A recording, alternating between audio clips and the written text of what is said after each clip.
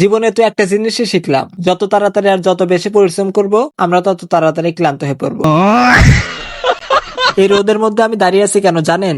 এই যে বাসটা দেখতেছেন উপরে তার আছে, এটা ধরে আছি, না হলে তারটা যায় পড়ে, কারণ নিচে বাস ভাঙ্গা। আজকে আমার কাকার ক্ষেতের ধানগুলো এই মেশিন দ্বারা কেটে ফেলবে, এমনকি এই পুরো সামের যত ধান ক্ষেত আছে প্রায় সবগুলো কাটবে। এই মেশিন দিয়ে কিভাবে ধান কাটে সেগুলো তোমাদেরকে খুঁটে খুঁটে দেখাবো, তো সম্পূর্ণ ভিডিওটা দেখতে থাকো।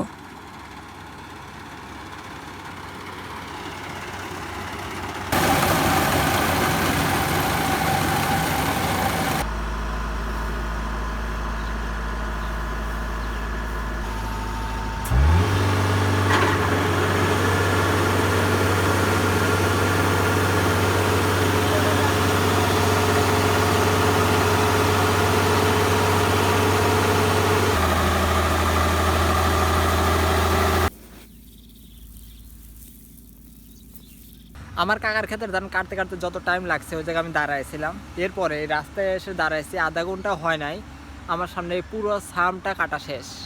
মাত্র 1 ঘন্টার মধ্যে পুরোটা কাটা শেষ। এখন আমার আর এক কাকার ধানের ক্ষেত কাটতেছে এই যে।